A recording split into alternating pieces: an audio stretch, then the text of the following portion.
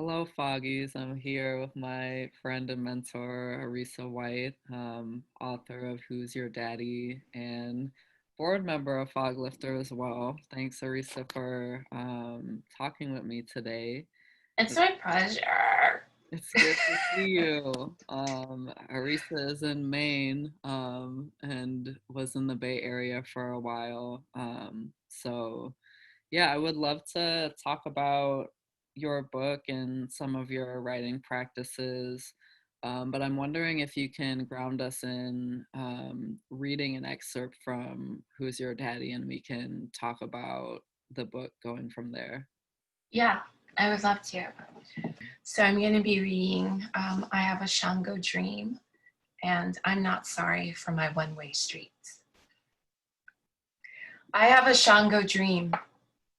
Yoruba god of fire, lightning and thunder depicted with a double axe. A white and red wedding, I wear red converses, a monarch train, my arms free of fathers. Bing's sister told me to be careful not to sweep them feet as a young girl. You want to not get married? I swept the floor, swept every love child inch of my body from the ting my mother chased. Truth be told, under certain weather, a young girl becomes a weak woman. Cloudy heart, spine partly, I felt the pressure of an adult front. Proposed 3 different times drunk to the same ex. I couldn't vow to a blade that knew my inside soft. I'm already of split definition. I'm not sorry for my one-way streets, my way or the highway, manly waters incompatible with my sex. Swear by my cocksure shine, don't believe one person can give you all that you need. Polyamory is the way to burnish. I'm not your daddy, will not top you to stay. You are your own bottom.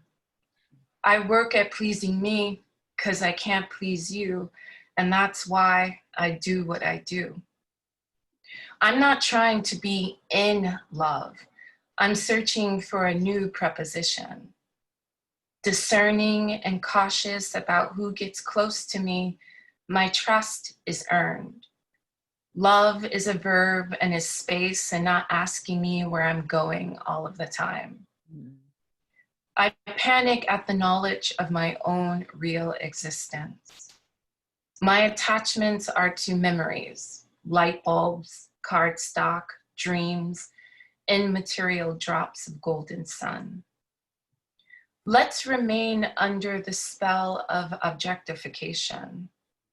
Once the chase is done, I eat the sweet thing. Unconditional love is a boat that has sailed. Conditions now apply. From home to globe, I know the extremes of people. My hate is a soluble line. I take all sides, shape shift, my moods and language mutable, too slippery for words and evaluation. I'm used to being unaffected and misrepresented. I live short and fine as the doll most nestled. My bathwater is nobody's business. My complaints squeakless. I burp and goddamn, Gerald is noisome and stinky. And Gerald is my father's name. Thank you. I missed hearing you read. It was beautiful. I actually wondered, just when you're selecting things to read, like why that section today? I think I just kind of wanted to start right in the sort of queer of things, like in the sort of woman love dynamic that started to call up sort of the feelings of absence, the feelings of distance, being called out by my intimate partners for being distant and not being emotionally present. And so having that repeated to me over and over again, I start to think about like where else is distance and absence Mm. sort of functioning in my life, and how is it sort of taking the space of presence? What am I sort of reenacting? And so I think at that particular moment, there's that, just those memories of like hitting up against that tension of like someone wanting my full commitment, wanting my full presence. And I'm just like, maybe not. My Mhm. attention is kind of over there. Or maybe I'll, because I'm in a polyamorous relationship, I'll kind of go to the second person or the third person. So I think that is where I started to feel the need to look more deeply um, into absence, and Mhm. where those voids were repeating how I was remaking it, and to start to check myself and grow. So I wanted to just start there, because that is what really I felt emotionally and spiritually brought me to the writing of this book. Yeah, thank you. It's a really like beautiful book, and I've read all your work, as I'm sure you know. Yeah, and I think one of the things that was resonating for me in the reading of it, also like divorced parents, more distant father, is the ways these like core shaping either from childhood or major events will like sort of resurface in, yeah, intimate relationships, friendships, the way we approach life in general. So I think it's a really like fitting excerpt to begin with. Yeah. I'm gonna move around in our questions, um, just because I wanna, if you can talk with me about, I know the book had like different versions and it went through a lot basically to get in this form, which is so beautiful. So can you share, what you're sharing in the book and what is the full journey of it and what was your process of writing and ordering and revision? Because I know Okay. that was a journey. It really was. And it's like a journey that wasn't solitary at all. And I think sometimes in the writing process, we just think it's, the poet, the writers by themselves, but really there's a network of relationships that are activating this work, this creativity. Hmm. And so it started with my mom. Per usual, she's a huge source of information. She's like an inspiration as well. And I turned 33, so that's my Jesus year. And she's like, "Do you want to write your father? I have an address for him in Guyana." And I was like, like, okay, that sounds great. And I was like, okay, let me think about it. And, like whenever I'm like not sure emotionally, I'm like, let me think about it. Let me take some time. And she just kept on saying that to me like throughout that year. And so each time we would have this phone conversation, I'm like, okay, you just pass it along, send it to me in a text. But my hesitation had a lot to do with like, what am I going to say to him? Like, Hmm. what am I going to say to Gerald? Like, yes, he's my father, but he's stranger. Like, he's like this strange presence in Hmm. my life. You know, um, he's a specter in some kind of ways. Hmm. And so what I started to do, I started to write these epistolary poems. And I think I was actually taking a class. I'm completely blanking. It's Sharon, who teaches at Berkeley City College. And so I started taking just a poetry class there. And I just remember writing one of those poems on the bus as I was going from Berkeley to Oakland. And because what I started to recognize was like, Gerald doesn't know anything about my life. And so I started just documenting my days on the bus, going to the chiropractor, um, talking about meeting my girlfriend at the time, the breakup of one relationship, moving to California. Like, so I realized that I was writing epistolary poems because that's I'm the poet, so I have to somehow make poetry out of all of it. And what's interesting is that the poet, like deciding to go and think about this as poems, helped me become sort of strong in myself. Like that, like it makes me realize like poetry is such an emotional language for me that when I'm in that space, I'm really trying to language how I feel and those kind of combinations of feelings. So I started off writing epistolary poems, and then from that kind of idea, I applied for a grant because here I am amassing all of this very specific kinds of poems. And so I applied for a grant, the Center for Cultural Innovation in Los Angeles. I got a $10,000 grant, and I proposed this sort of like three-pronged project. So the first part would be to host a series of epistolary workshops in the Bay Area, so that people can write letters to their absent, dead, distant fathers, as well as patriarchal figures, like governments and like, you know, presidents and things of the sort. It was really interesting because that also started to happen during the 2016 election. So people were writing letters to Obama to say farewell and then writing like crazy things to Trump.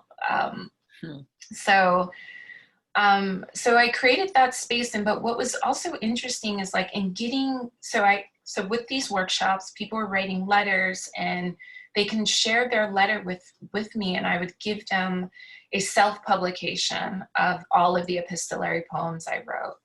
And that publication at the time was called Dear Gerald. I actually have a copy of it right here. So created this self-publication, just like 100 of them. And so so it was like this exchange that I had. And I was just reading these letters and it was just the same story. It was like everyone had the same story of abandonment. You know, it was like maybe a little tweak here, a little tweak there.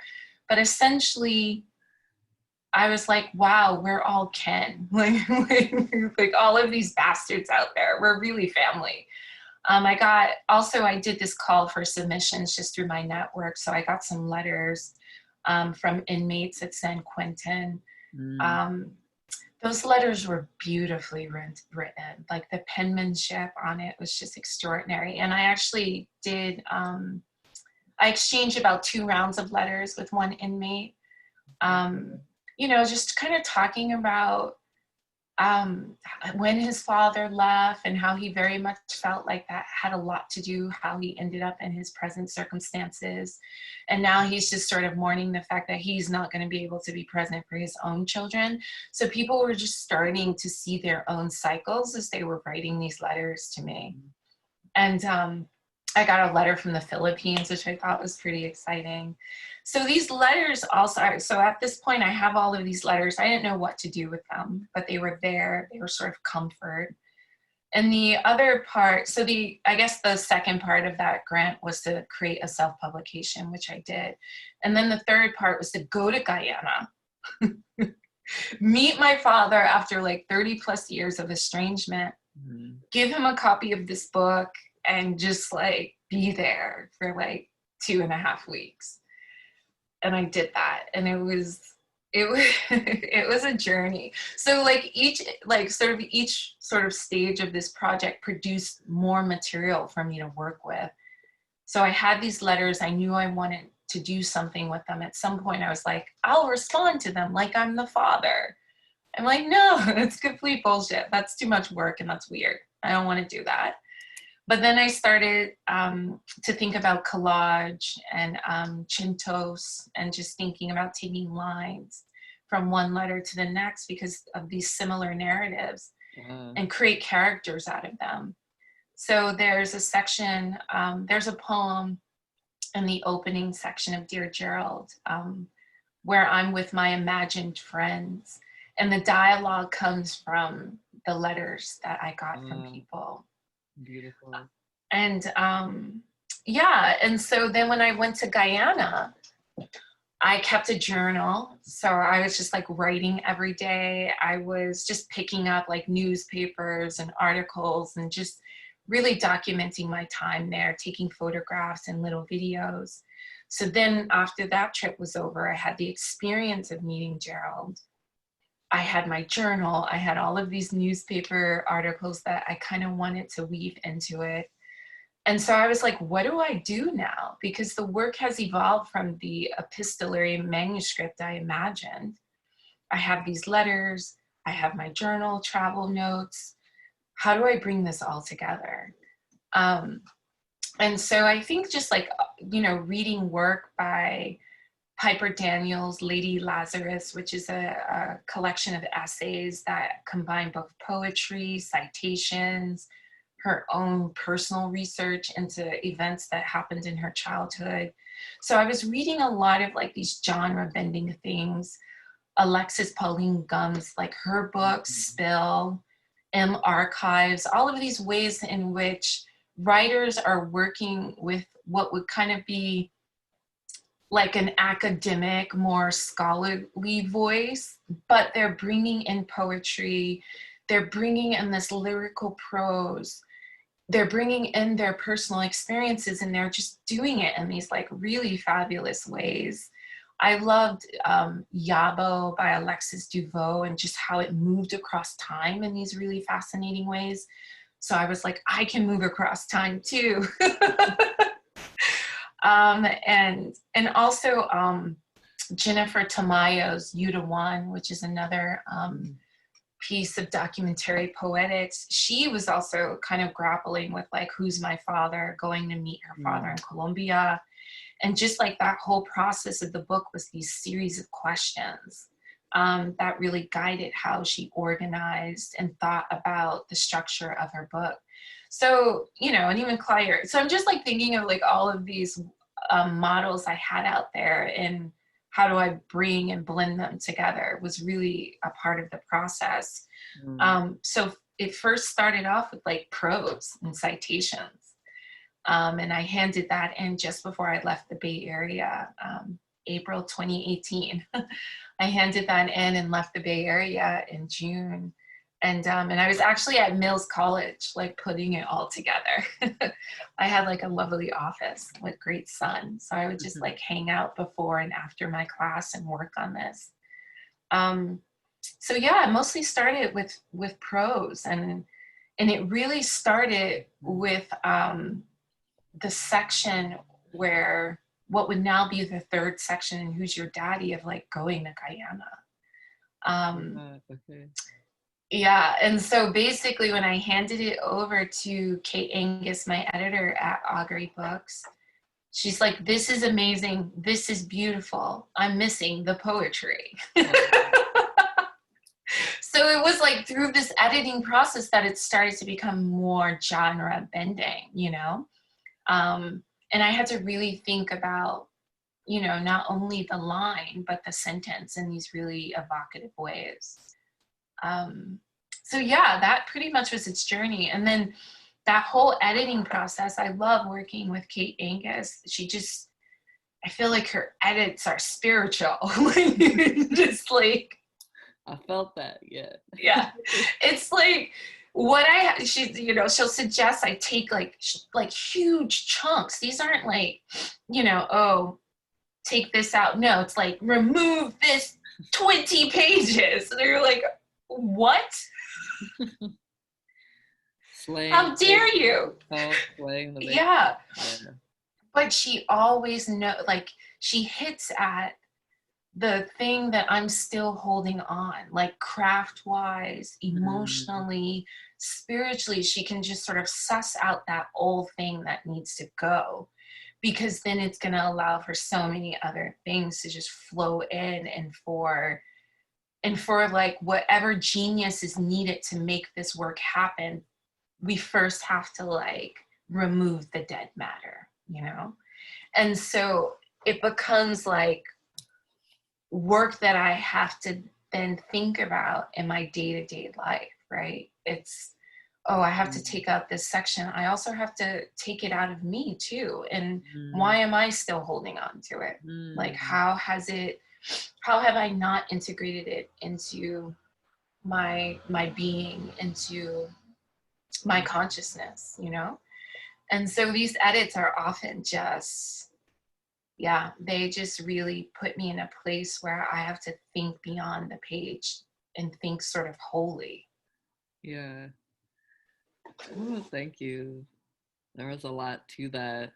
And I think it's always, since I'm like in the early process of ordering and figuring out like my own manuscript, I'm always interested, like, we have the physical book, and then like how it was like formed and birth is completely like different from beginning to end. So thank you for talking me through that. And I know since we're talking for Foglifter, we were sort of looking for like the queer question or like the gay question.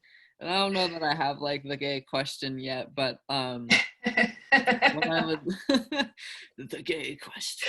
A gay question.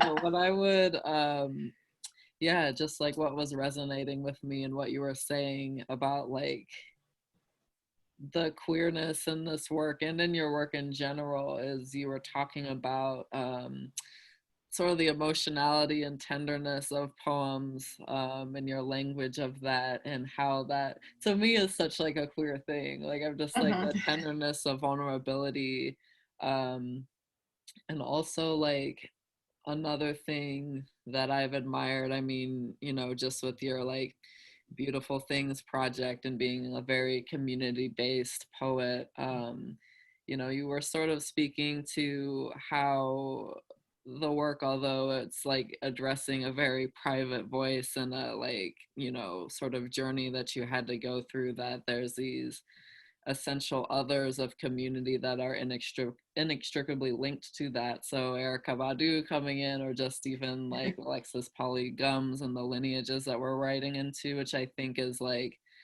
a deeply queer concept, a deeply Black concept. It's a colored concept of just like, a necessity of community. So I would say Mhm. like that's where the like queerness in the work was hitting me. So I don't have a question about that, but maybe you can respond if you want. Yeah, I think it is. I think there's something about the recognition that I think moving to the Bay Area made me realize that, like, that my work is operating in this network of care, love, family, friends, biological, logical family. And that is where, and I often felt like, even in graduate school, or just even writing my poems as an undergraduate, that I would always go to family. I would always go to autobiography, um, Hmm. because it's like, I feel like that's where my practice is, my practice and my praxis, praxis. And so I develop, I feel like, theory of language and metaphor with my family. I mean, Wow. I'm a part of a large, loud, Black family. Like, we played spades, we do cookouts, we do it all. We dissing on each other, shooting the dozens, mama jokes. And then it's like everything, like the simile, metaphor, timing, pacing, rhythm, all of that is around the kitchen table Mm. during Yeah. holidays, learning about how to tell our stories in this embodied way. Like, it's really like, when I'm, sitting at the page, I'm very much moving around to kind of get a sense of how to punctuate the piece based on how the words are moving and Mm-hmm. pacing through me. Um, and so yeah, because there's always this sense of an attack, like, and not the attack in the way of wanting to harm you, but I want to get at that most vulnerable, sort of sensitive spot, or the spot where I know if I touch it just a bit, it's going to activate you to That's either the gayest laugh, thing you've cry. said on this call. Like, I'm gonna like touch you and make you laugh, you know? I'm gonna make you cry too. And it feels like a success when that happens, because it's like I've done the emotional and sensorial and spiritual work, and it's sort of translating now, that now the reading becomes haptic, like my, like you're just gonna feel it all over. And then also just kind of thinking about, it's the space where I recognized that I was a poet, that I was a storyteller, and in sort of announcing that this is what I want to do through my actions, like going to slams and deciding to go to school for poetry. People are like, you're going to school for poetry. But I think naming it as such made me queer instantly, right? Because already people are participating in storytelling and dancing and making, like, we're already art, you know, and doing our culture with each other. But when you name yourself and say, like, I'm gonna be a poet, instantly it's like, what are you? What are you going to do with that? It's like, and so that's when I started to recognize my commitment to being a poet, to just living this sort of lyrical life, that I was creating that space of queerness for myself. So already I'm just like the weird black kid in the family, you know, she's using big words, she's an Oreo, you know. He's like, come over here, Arisa. Let everybody know your big words that you've learned today. Thanks, Uncle Andre. So I knew like I was doing something different. I was using the material of my life in such a way that I was going to be visible about it, and sort of make myself distinct around it. And so I think coming into being like, naming myself a poet was, I felt like the queerest thing I could do within my family. And then sort of beyond that, it just became like, how can I continue to use my life experiences as an anchor to think about narrative, and how to break it, how to reform it, how to revise it, based on the interactions I've had and the experiences and the way people speak and feel in the world. And I think that is where I'm often excited about going to the page and writing sort of like queer narratives. It's because what I'm bringing with me is Black woman, city. It's tall ass people. It's like Southern, it's Caribbean. I get to bring all of my lineages into the line and do the work. And that's what's super exciting for me. Yeah, beautiful. Thank you. Yeah, and I mean, so much in there. I was like, I too have recently declared poethood. Came out as a poet. People were like, okay, well, like, yeah, you've been writing poems forever. No, you were like 5, you know. So yeah, parallels there. So true. I was like, my mom, I think, would try to like punish me by getting me to read the dictionary, and then I like just like, oh, like what is this, like new words? I was just like, it was, yeah. So I feel you on the outcasted intellectual. It's so true. Yeah, and I'm thinking about, I mean, you're like very firmly rooted in poethood, and you know, just the love of being a poet and the language of what that can do. And so I think it's like such a genre bending work, I think is what you said, which is also like very queer, you know, and sort of reads with this fluidity where I'm not, it feels like it's reading as one act and one story and journey, that I'm there with you. And I'm curious, just like, I know you said in the process it sort of came as essays or prose first. What was that? I mean, I'm not sure if it felt like a departure in terms of like the normal type of writing you find yourself in, but just maybe like why the choice of, you know, sort of lyrical memoir and lyric essay at different points in the text? It really, okay, so the other part too is that I was able to get that prose voice, which was so exciting for me because I was curating a poetry series at the the Museum of the African Diaspora in Mm-hmm. San Francisco. Mm-hmm.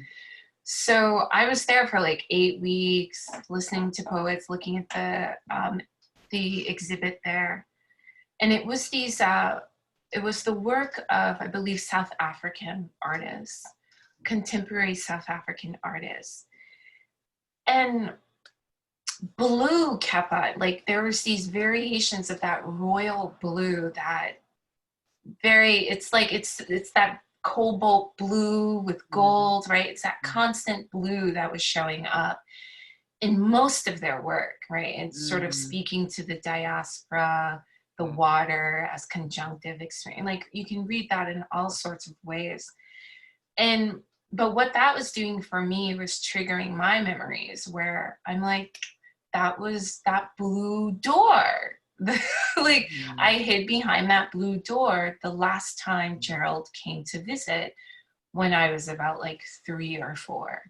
And so bam, just sort of visually, this just being amongst this artwork started the like blue door, and Mm-hmm. it just came out as Mm-hmm. sentences. Mm-hmm. um and I just went with it. It was terrifying because I've always had anxiety about like writing essays, just growing up and, going off to college. It was like, you need to work on your semicolons and blah, blah, blah. And then graduate school, I had one professor in English. Basically, she's like, you don't know how to write. Go Oh. to the writing center.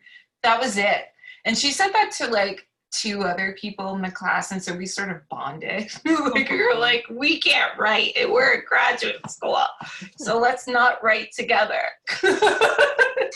So it was just this anxiety. So whenever I have to do sentences, I have to talk that anxiety down and be like, yes, you can do this. You're fine. Mm-hmm. So already I put myself in a space that I was taking a risk, but it was just coming out. It was that voice because the voice was one of talking to someone. I was addressing my father, and so Mm-hmm. I was thinking about the sentence offers more. It's more generous, I believe. It can hold more information and Mm-hmm. doesn't require as much association. So already with that letter writing sort of mode, I knew I was in a space of generosity. I was going to give you more information than I usually like to do in a poem. So there I'm vulnerable. I'm working in fucking sentences. I'm going to be sharing more information about myself, which means I'm going to have opinions, which I often don't like to do as like a Mm-hmm. Pisces. Like, I'm just like, let's just like move through all of the possibilities. We're all good. So, but I was going to take a position, and I started to realize like, wow, I do have a position. And it's a combination of anger, like, where were you? What were you doing? And why weren't you there? And I began, through the sentence, I felt empowered to ask those questions. Mm-hmm. And then also, and in some ways feel entitled to an answer, right? The Yeah. same way that I learned my father felt entitled that I would take care of him and Yeah. send him money to pay for his rent and things like that. So instantly, I sort of for me, what became interesting is that I became stronger in this way. Like, it felt like a balancing of both my feminine and masculine energies. Like there was something that just like upped the ante. Like I was more fiery. I was Mm-hmm. more like, this is who I am, how I've grown, um, and I'm ready to confront you. Mm-hmm. And so there was something about that. I guess the sentence felt like it could be it could be more bold, it could be more Mm-hmm. present, and it could be confrontational, not to aggravate, but to show up, which is it's different than me being avoidant and running away and always choosing distance between me and a person as a way to resolve an issue. But instead, I'm going to be here, I'm going to stand in my presence, I'm going to ask questions, I'm going to say things, I'm going to give my opinion, Mm-hmm. and we're going to be present in that.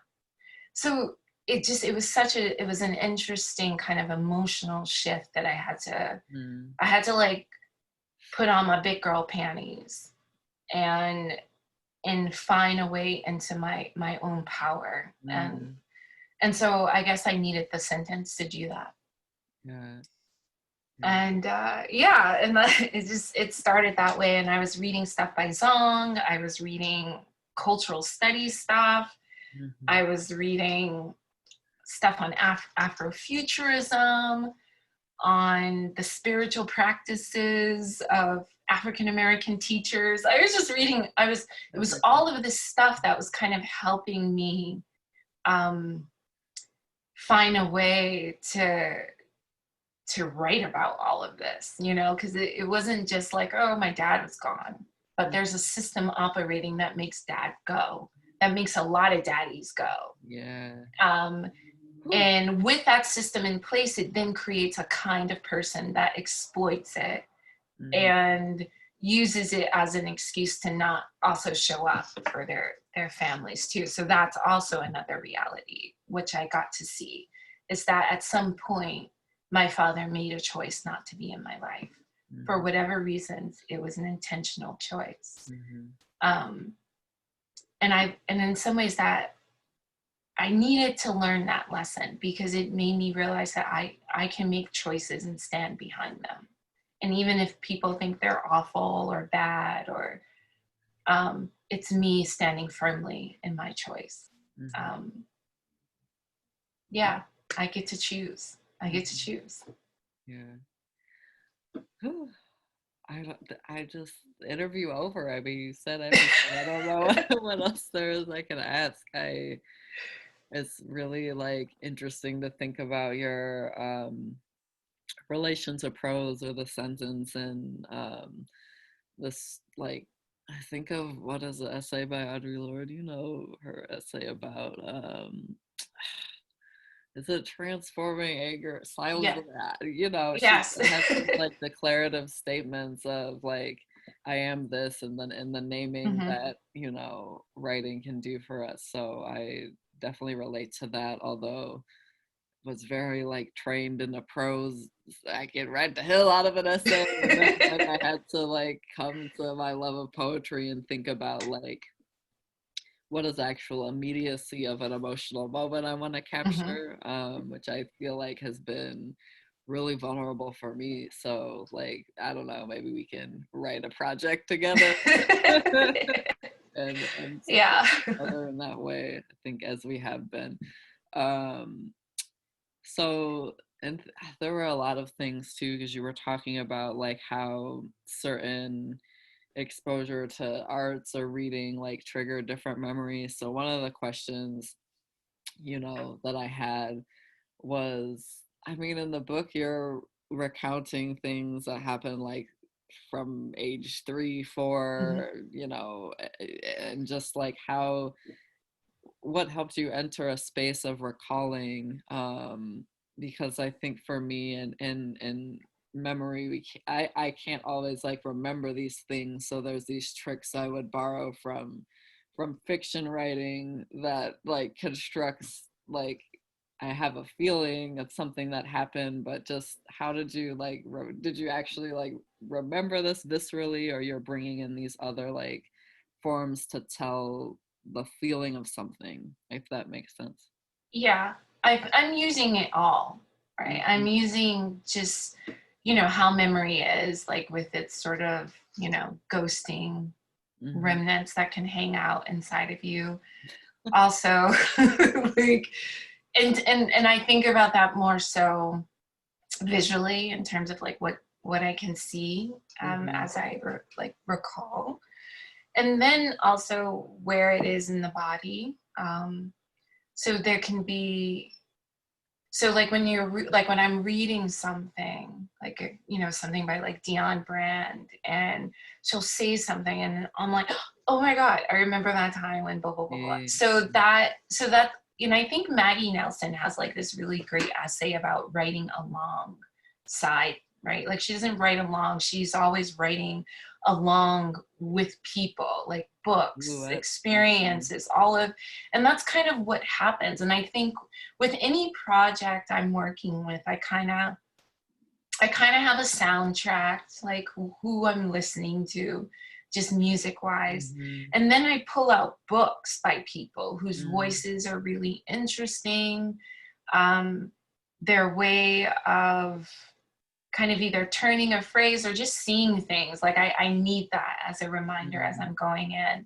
So I'll just have like those like soldiers alongside me. But I'm also working from family stories, the stories that get repeated over and over again. So they just come up instantly. I'm working from photographs. My mom, like whatever my mom managed to keep from all of the different moves that we had. So yeah, so it's photographs, it's books, it's song. During like Who's Your Daddy, I listened to a lot of reggae because I grew up Rastafarian, and my stepfather, who I later found out was Guyanese, but he and my mom thought they were Jamaicans for a long time, so we thought we were Jamaican adjacent. This is really funny. So, I grew up listening to a lot of reggae, so I kind of started playing some old school reggae, and then try to find specific Guyanese artists. And then also music from the 90s of like growing up in Brooklyn, Fort Greene, Erykah Badu, Michal and Decacello, Maxwell. I love that time. So like, I just kind of bring myself back into that world a little bit so that those songs, those sounds, those images will help me recall as I'm writing. And then whatever glimpse, like I remembered, because I was writing about Guyana, and Guyanese gold is just really beautiful gold.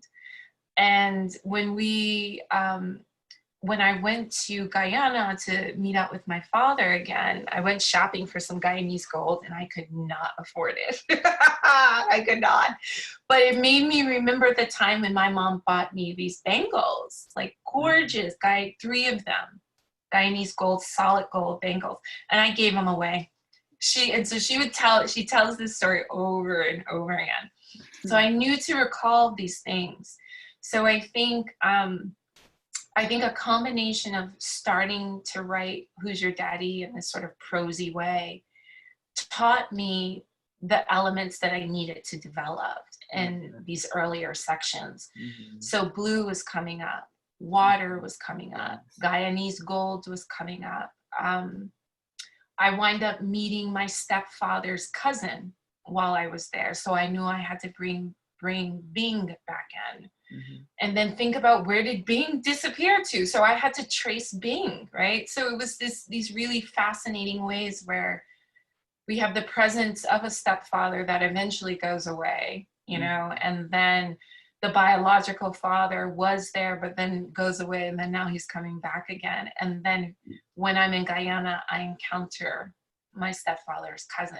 So I knew I had to bring Bing back. So I was placing the constellations, the stars were there, and I had to essentially connect the dots to make a constellation of this whole book. And so that helped me with memories along the way. When was actually the last time I saw Gerald? My mom thought I saw him in I think I was in 5th or 6th grade. And I was like, no, I didn't. My last time was 3 years old. She's like, no, it wasn't. So it was just these, really fun moments of being like, no. but that's memory. And I think I also wanted to honor these ways in which, you know, new information comes along, or we blend things, or we remix things for the purpose of telling whatever story we need to tell ourselves. And Mm-hmm. a lot of that remixing I got to see wasn't necessarily true once I met my father, right? Mm-hmm. So whatever story that was mastering me around father and fatherhood began to unravel as I Mm-hmm. actually met the man, and he could tell me his stories.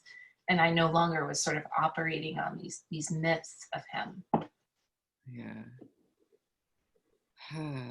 Yes. And I have a question here as well about, um, writing about family or loved ones with whom we're still in relationship with, wants to maintain relationship with. There's a lot of like figures. Obviously, Gerald is able to be written with a level of nuance, Mm-hmm. of feeling, and you know, I'm wondering just how you've approached like I'm writing about, family or intimate Yeah, relationships or my wife or like, I know. kind of. I mean, writing about the wife is hard to be like, I'm in this new place where how do you, because what has been a benefit is that usually these relationships I write about they've transformed in such a way where either we're no longer in contact, or we're just you know what I mean? There's a bit of distance that has Mhm. shifted our dynamic. Yeah. So I'm figuring out how to like write about present day dynamics that I know aren't going to go away, Hmm. because I'm at this point where I have the stamina to be in intimate dynamics and to repair them and to shift Hmm. them, right? Hmm. So, but with family, it's kind of fun. I will, because they're like my alphabet. Like I really Oh. can't not write about them, even when Mm. but they're my template. They're just the mold from which everything is created and imagined. Because I just think we are amazing people, and we actually mirror what has happened historically to Black folks in America and in the diaspora. So I got the basics here, so I can just combine those things and create something that is more accessible to other people. But they are my breath, they're my inspiration, and so what I like to do is honor that as much as I can Mm. with love. So even if I am writing sort of critically about you know domestic violence in my childhood, or the absence of my father, I'm doing that from a place of love repair, from wanting to repair our souls, wanting to Mm. just Mm. Mm. I want to free us, right? So we're not fugitives in our own master narratives. So with that, there's the heart. And then I also I share my process with them too. Mhm. So they learn things along the way. And I think that, in thinking about this sort of how Who's Your Daddy came about, it is this multi-pronged process that I can bring people in. My mom wrote a letter. Mm. Um, so from her letter, I got to learn something really nuanced emotionally about her dynamic with her Mhm. father. And Mm. so I could work with that. And also, as these different stages are happening, I'm talking to my siblings. I'm like, oh my God, I've just met one of Gerald's children that's supposed to be like my half brother. And so so we get talking, and certain feelings come up, and what you start to realize is like in those instances when I was meeting my half siblings, I'm like, I don't know these people. They're like, yes, like sort of genetically and biologically we have relations, but there's something to be said for showing up, being there, developing, growing with each other, fighting with each other, that is the relationship. That is like the stuff that's going to carry us through. And so then I start to realize the kind of importance of just being there for the people who have been there for me. And so yeah, so there's that. And then also therapy. One of the things I learned from my therapist, I was like in therapy one time, and I was just like going on, you know, like how you just get in the pleasure of complaint. Like, fuck this and that, blah, blah, and that, and go. I was just like on it. I was on it, killing people.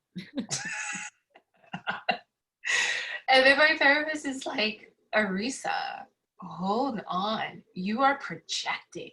That's all your projection. And I was like, really? It's like, I felt defeated. But then in that same moment, something just like clicked. I was like, all of that, that's my projection. That means I'm making this shit up and I'm placing this on people. Where could that be useful in my life? As a creative writer. So I take my projections and I make characters out of them. And then I also share the work with my family once it's all done so that we can have conversation. Mm-hmm. So I think it's a matter of recognizing, one, you may be projecting, and with those projections are creative material for you to use, for you to work out whatever it is you need to work out with that. That I feel like sometimes like the people I write about are these energetic permutations I need to move the force and energy of a story along.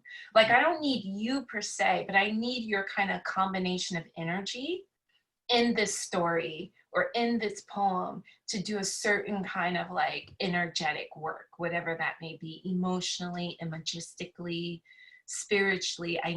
You have given me something that feels like language and word and story, and that's what I'm playing with. So there's like that element to it as well. And then also we have to work out our own narratives, and people played a part in that, and they're going to play a part in us writing about it too. So if like you're in my life, you're playing a part in my who I am each day. And if I'm a writer, I'm going to use that, and you're going to play a part in my writing as well. So I just let everybody know I'm a creative person. And if you want to be here with me, you're going to show up in the work because you helped me get to that point. Mm-hmm. Yeah, absolutely. And if you don't, and in some ways, I'm also they're not my audience either. And I think I think that's a really interesting kind of slight shift, that I actually don't have an audience in mind when I'm writing, even if I'm writing about my family. They're not my audience. And so that helps me even more to kind of create these little separations as I'm doing the work on the page. Yeah. Thank you. I'm like stealing so many notes for later because I don't want to hurt anybody's feelings. Well, you shouldn't have been a dick, so you knew I was a exactly. It's so true. It's so true. Yeah, beautiful. I think the other question I had, which I love to ask,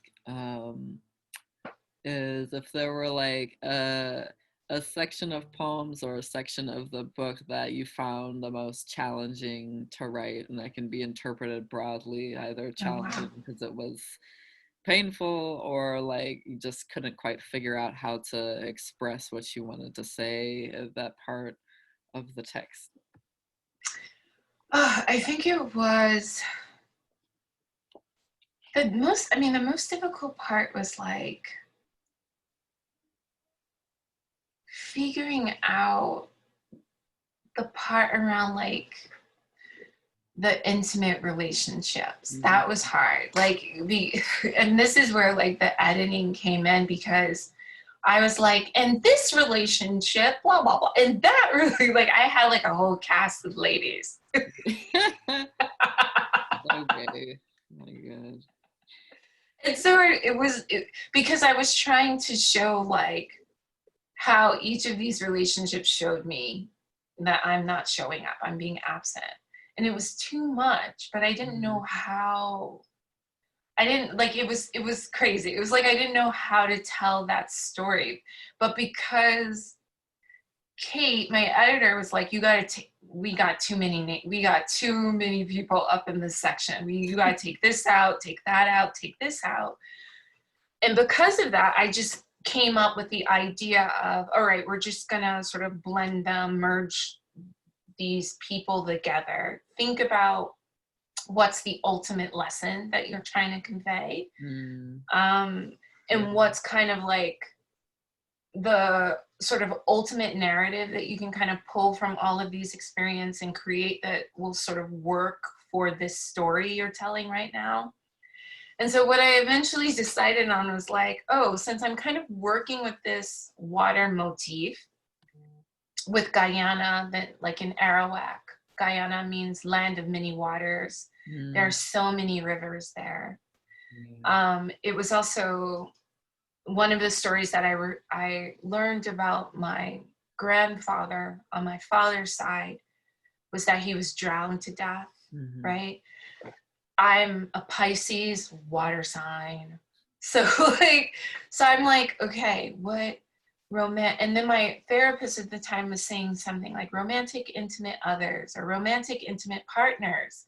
And I was like, romantic intimate others are Rios, are rivers. It's I liked that section. Yeah. and so in this moment of like extreme panic, because I felt like I was relying on all of these different little stories to substantiate why I sort of felt like my father. And then my editor's like, you got to take them all out. I was like, oh my God, what can I do to fill this space? And I'm like, bring Mhm. in water. And then I was Mm. like, how am I going to do that? And I was like, are people going to really fall for me being like, I dated a Rio, you know? Like, how do I, Right. like, yeah, it's like, how do I get to that point of convincing the reader of that? Mhm. And so there's a few of those moments, right? So there's like that I use like the ABCs as a ritual by the Atlantic. Mhm. I have the ABCs in my childhood because I'm learning that from Bing, and he's like, "Why don't Yeah. you know how to like say your ABCs?" So then, right, so playing with these ideas, I was like, RIO is now playing in that like ABC sort of Mhm. motif. Yeah. So that becomes a way to further convince the reader if I continue with these ideas of acronyms and alphabets as being spells, as being sort of like energetic entities that I can sort of manipulate and use and absorb, right? So that was sort of that was like the big challenge that made me actually, it took me, when my editor said that, I think I needed like almost 10 months to figure out what to do. Wow. Yeah. Yeah. Yeah. Well, it works. It works. I was Yeah. like, it was one. I love like books that I can just fall asleep in. Not as in because it was boring, but because I was like, I don't want to like put it down. Falling asleep with the book. So it's really beautiful. I think it has like, I don't know, just knowing your work pretty well, everything that's good about you in it. So thank you for talking about it with me. It's gorgeous. Thank you I'm so very much. excited to help I'm like, you. you're like the first person to like, for us to have this kind of interview. I think this is so precious. I love that. It's great.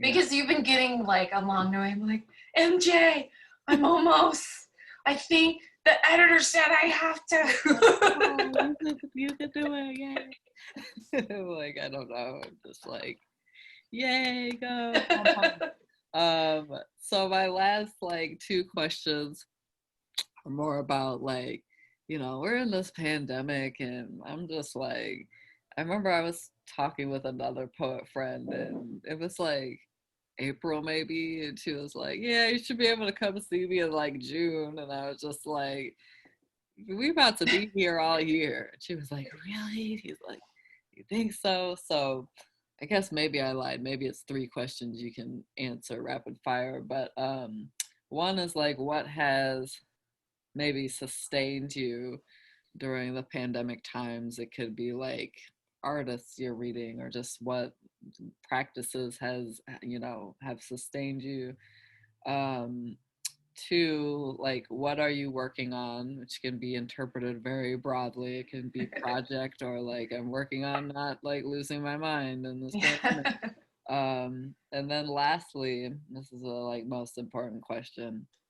So when the pandemic is over, whenever that might occur, um, you're hosting a cookout, maybe your big family is there. What three songs are going on the cookout playlist that you have to have on the playlist?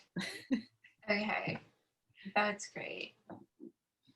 Okay, so like one of the memories I have from Who's Your Daddy, it was this photograph of like me and my cousins and my brother.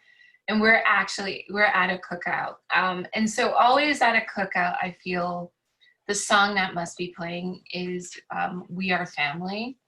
We are family. Right? Like, that's for sure. Has to be playing. And then I think I would need some Michal and Degacello on there. Her whole first album. I think that came out in '94. And Erykah Badu. I like all of her albums, so I would just be like her whole album, all of them, starting from the '90s until now. You cheated, but that's okay. His whole catalog. You're supposed to pick three songs, but it's fine. Okay, but like the song by Michal that would be She Wasn't Your Girlfriend Last Night. That's a good one. Definitely that one. And God, I'm instantly seeing Mama's Gun for Erykah Badu. And I'm blanking on the song, but it's another one of those songs. It's like, I can like take your man, and I have to think of it. I'll let you know. But yeah, it's basically like, I'm sensing a theme here. That it is. It is such a. It is such a theme. Such a theme. Such a theme. And I'm thinking, like, what else would probably be on there? Like, what have I been listening? Nina Simone, Sea Lion Woman, for sure. Frankie Knuckles, the Whistle song. I love that song so hard. All like Notorious B.I.G. for sure. And yeah, let's kind of we'll stop there. So what am I working on now? I'm honestly, like, at this point, I'm working on grades for my students. Yeah, so it's like grades I'm working on. But just sort of, I'm also conceptualizing some kind of collaborative project that I'm just not, maybe another Beautiful Things project, where I want to convene a bunch of Black, queer, lesbians, virtually, and just sort of ask, like,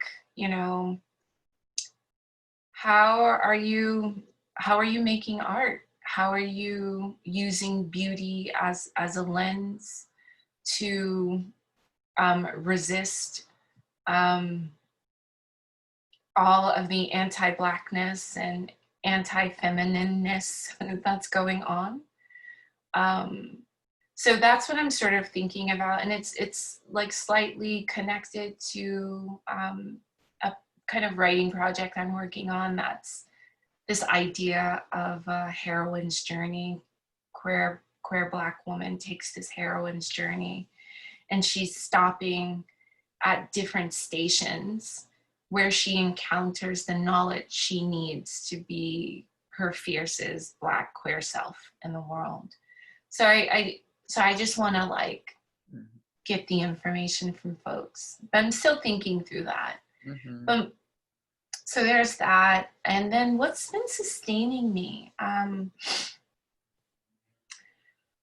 Honestly, I would say teaching has been sustaining me. It has been just offering me structure through all of this time, as well as holding me accountable to my students and to the learning space I'm creating for them. And I think it's something, it's almost similar to when I worked in retail at the Gap. Like, I loved the job because I would go in, fold things were organized, it was neat, it was like I knew my work was done, and I was like, I had a direct contact with the people I was working with. You want these jeans? I got these jeans for you, look good, bam, we're done, right? And so it's been like a similar kind of feeling, especially teaching remotely. It's like, I know I'm useful and purposeful. I'm creating this space for my students to reflect, to feel, to think, to work through their silences, to get some sound healing, to bring poems out in the world in these funky, fun ways, and to be surprised by themselves. And that has been like the biggest reward during this whole year. Their poems, their excitement, and me also then thinking about how do I use this online format to still do that really deep work that I love to do as a teacher. And that has been really generative for me. Like I in some ways I felt like Zoom was a sonnet, like I'm working within this form. What will it allow me to do? And instead of thinking about what it will be taking away from me, but how will it make my work more precise, more refined? How will I really pay attention to dynamics in a space like this, right? And sort of make note of different ways of showing up and not just relying on my presence in a room, but how do I really, be attentive to emails and things like this without losing my fucking mind? But I also created great boundaries because of that, right? So I'm learning, I answer your emails only from 9 to 5. So with that, in some ways, I think I've learned to create some interesting balances, and I've learned to push my work as in my pedagogy as a teacher.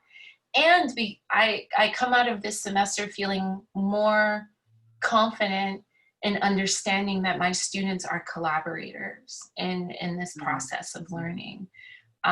They help me better my lesson plans, help me be more clear and generous in how I share material with them and ideas. So that has been the biggest sustaining thing for this entire year. And it's been good because for a long time, I really resisted teaching. I didn't think I was going to be a teacher, and everyone was like, you make a great teacher. And I was like, you're only saying that because I'm a poet and you're scared I'm gonna die starving. Like, but once I moved out to the Bay and started to teach in the ways that felt genuine to me, and is one of facilitator and guide instead of feeling like an authority in front of people, telling them what to do. So once I kind of like recognized that for myself, I'm like, oh, this is what I'm doing as a teacher. I'm curating. I'm providing you with all of these like great, juicy, amazing, cool, fun things to do, things to learn, things to kind of like absorb. And then we get to be in the process of like what you learned and kind of hash it out and reflect on it and think about how you can take this to the next thing you do. And then feels good. And so now I'm excited about being a teacher. Oh, good. I'm glad. You're a phenomenal one. So I expect to see your AWP proposal next year about Zoom as a received form. I'm sure. God, that sounds like a good idea. Sure, it will be a hit. You're good. All right. Thank you for talking with me and Foglifter. I'm gonna. Yeah, this is great. Thank you so much. Yeah, of course.